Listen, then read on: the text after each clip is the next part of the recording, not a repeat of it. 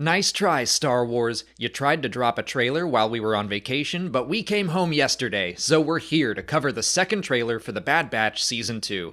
I don't think it was as impactful as the first, but that's probably because there wasn't supposed to be a second trailer. The series was originally going to drop months ago, but the release date was pushed to January 4th. Anyway, there were some really fun details hidden inside our latest look at the series, so let's get into it. We open on the beach that was highlighted in the first trailer, and this series still just looks so good. Bright and colorful. The Batch are ending some mission. Wrecker is carrying a package they were meant to retrieve, but they're all being chased by giant crabs during their getaway. The package is a box of some kind, so I'm wondering if there's an Imperial installation on the planet they could be stealing from one of the Emperor's vaults or observatories like we saw on Pilio and Battlefront 2. I don't know how they would know about a facility like that, but the rest of the trailer shows us that the story of Clone Force 99 will bring them closer and closer to Coruscant, the Empire, and the Emperor himself. But for now, they escape the beach planet. I like that Omega is seen to be a competent member of the team growing into her role, but I also like that she doesn't attempt to kill any of the crabs. She causes them to defend themselves and then uses that defense to get to safety. It feels very Star Wars to not cause unnecessary death and to use nature rather than fight against it. We then shift into the darker elements of the series, away from the pretty beach and back into the galaxy ruled by the Emperor. A new character named Phee Genoa reminds the audience exactly who the Bad Batch are, a team of rogue clones on the run from the Empire. Yep, that about sums it up. They're still mercenaries at this point, working for Sid, and Echo pushes back against that idea. He tells Hunter they should be doing more. I like that Echo got some decent focus in this trailer. My biggest criticism of Season 1 is that his role in the team and in the cast was minimal. He definitely pushed to be more than a group of mercenaries, but he never got the focus like all the other members of the team. I do think that makes some sense. We got to know Echo a lot more over the course of the Clone Wars, and the Batch were only in 4 episodes, so I can see why they got the focus in Season 1, but we know them all now, so give Echo more to do. Because he's right. We see a lot of shots of the Empire growing more and more powerful, spreading their influence, Star Destroyers looming over planets and cities, TK troopers march around with Imperial officers, and I am really excited by that prospect. That was a fun reveal in Season 1, that we would experience the transition from clones into stormtroopers. I'm glad that hasn't been glossed over. Clone and TK troopers are seen throughout this trailer. I think there could be some really interesting exploration into the tension that transition might bring. How do the clones feel about being phased out? Surely not good. And that's not the only thing they have to question. Commander Cody speaks with Crosshair about the idea that more and more clones are questioning Order 66.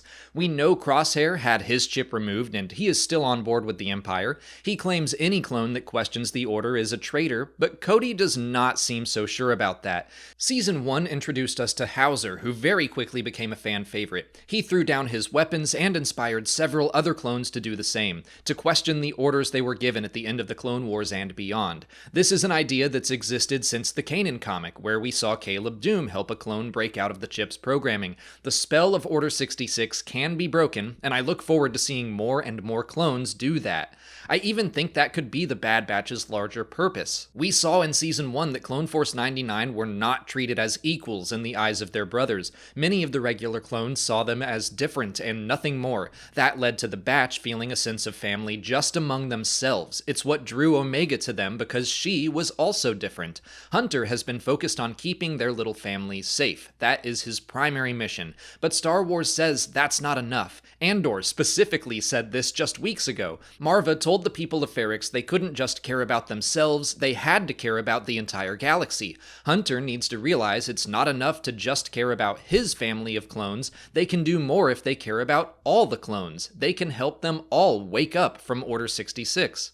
It's really interesting to see how the Bad Batch is exploring similar themes as Andor. Sid tells the Batch that they can be free if they simply pull off some heist, and that's cut in with them stealing what looks to be a data drive like we see in Rogue One from a Star Destroyer. So they are fighting against the Empire, but like I said, it's just for them. I assume it's to make enough money so they can all feel free, but it won't be true freedom. Just like Cassian stole from the Empire, little jobs to help himself, and then he had to wake up and become something more. I love seeing the way Star Star Wars can deliver the same messages in different and unique ways, because let's face it, Andor was not so much an all-ages show, but The Bad Batch is. That doesn't mean the animated series won't get dark. The first season had some very surprising moments, and in this trailer we see Trandoshans on Kashyyyk torching the forests and rounding up Wookiees. It's interesting that they're using old Separatist tanks. I wonder if the Empire supplied those, or if they took everything themselves to move in and hurt their enemies. This could be an adaptation of the arc of the Clone Wars that was going to feature the Bad Batch fighting alongside the Wookiees on Kashyyyk, which would include some mystical elements like the Wookiees summoning some wildlife to help. Speaking of Wookiees, let's talk about Gungi again. He was revealed in the first trailer, and this time we see him retaking his lightsaber from a droid group the subtitles call Axis. I have no idea who or what they are, or why they have Gungi's lightsaber. I think it's interesting we only see Omega and Echo with him immediately after Echo delivers a line telling Omega that there are others in the galaxy that need their help. Maybe they go off on a mission alone to help Gungi. Maybe that's the job Rex asks them about at the end of the trailer. I could see Hunter being resistant, but Echo taking Omega and going out to help a young Jedi in need. The rest of the trailer shots are kind of disjointed, but still interesting, and I want to talk about them. We see more B-1 battle droids in a couple scenes, and clone troopers fighting against them. First, I like that there are still some potential Separatist holdouts. Second, I think it's interesting we only see clones fighting them and no TK troopers. Maybe the Empire realizes that some clones are fighting back against the chip's programming, so they give them missions they would be comfortable with. Just let them fight against clankers like they're used to, and we'll use the TK troopers to do more uncomfortable jobs like subjugating planets. We revisit a planet seen in the first trailer with a masked leader of some kind. The subtitles name her Tawny Ames, and she is certainly ready to fight the Empire, saying peace was never an option. There's a giant droid or mech or something stomping across a rocky world. I have no idea what that is, but I'm certainly excited to learn more. It looks like something out of Horizon Zero Dawn. We also see a quick flash of some kind of monster in the dark. I don't know what that is either, but it reminded me that the trailer from Star Wars Celebration gave us the return of the Zillo Beast. Maybe this creature is an experiment created from its DNA or something. More likely, it's just a new, scary Star Wars monster. There's a fast but important shot of the Batch running toward a large green window. That has to be Dooku's mansion on Sereno, seen many times in the Clone Wars. I don't know why they're there. Maybe that's the mission Rex hires them for, or maybe it's really the heist Sid tells them could set them free.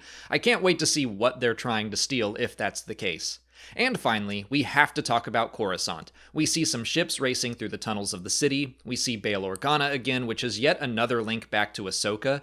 In Season 1, we had Rex, Trace, Rafa, and the droid R7A7. We don't know if Season 2 takes place before or after the Ahsoka novel or the Tales of the Jedi short, but I would expect it to be after. I think we will see Ahsoka and Bail working together in this series.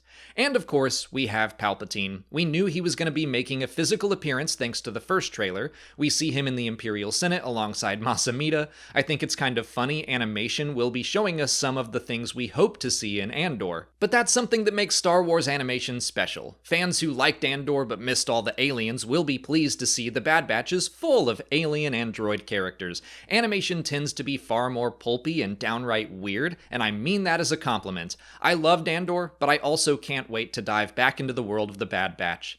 In addition to the trailer, a PR email also included all the episode titles and release dates for the entire season. Jordan Mason tweeted them out, which is how I saw them, but they include Spoils of War, Ruins of War, The Solitary Clone, Faster, Entombed, Tribe, The Clone Conspiracy, Truth and Consequences, The Crossing, Retrieval, Metamorphosis, The Outpost, Pabu, Tipping Point, The Summit, and Plan 99. We're getting a 2-episode premiere, a 2-episode mid-season, and a 2-episode finale, meaning the season will end on March 29th, just in time for Star Wars Celebration.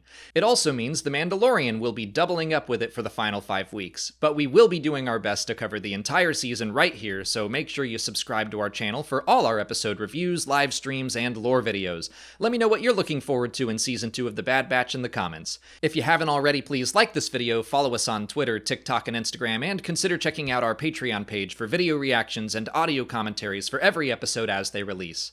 As always, thanks for watching, and may the Force be with you.